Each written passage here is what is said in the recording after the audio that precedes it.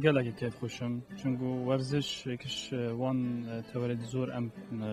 گرینگی پیداین وقت ساخلمی هم حس که این مروت ورزش وان زیاد بنوه لان دوی بشکوشت مدیتین ابروکا لبنا پاشا روزه یاری کرد زورت هجا و ام همی سر بلندین به پیتدان بشکوشا نهو گله که گرینگه لخوازش همی داین پیوانی دارم پتر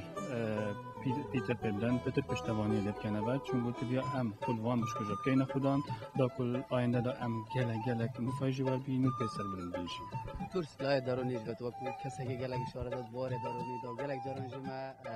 اما جب من دا کو بشکوشا کر دارونی و درست نبیتون حس پندک تشتانه کرد و نه تخلات کردن و پشتوانی نبیتن حس بر پرسیات اینا کرد اگر مازن جیبو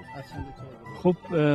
لاین درونی زور یه گرینگ دمت بینیتن بشکوش یان سنلا یان گنج بینن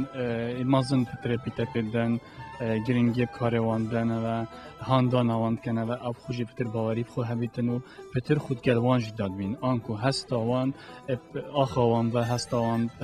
کمال آوان و متوان و پتر لیت توجه بوی چند جی گرینگی پیدان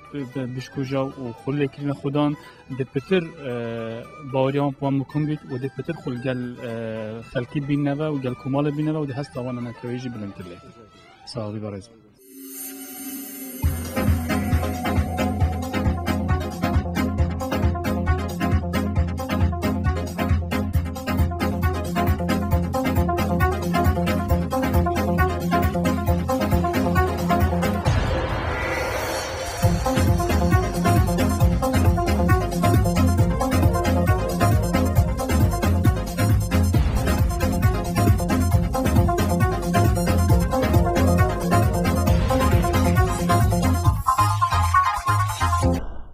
از کاروان صباح عبدالله راهنری بشکوجین یانا دوک بله کاروان پسی وین شای وکو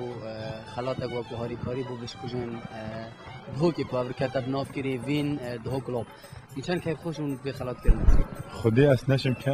کیف خوب در بینم چنگو راستی وین تیوی هر دم خلمه و یانا دوک تایبت یا خودی خدان و به جارجی جارا گله که کو وکی استاف وین تیوی هاری کاریانا دو کری بس اف جارجی کو بشکوجن یانا دو جبیر نکردن و هم حس کن کادر و کارمند وین و گر ربر وین هاری کاریانا پتر بکن و یک گروپ وین راستی کیفا من گله کاتی و کیفا یاری کرا یا گله کاتی ام نشین هستا خوب در بین بو وین چنگو ویانا وین گله که بو ما بو یک بشکوجن یانا دو بله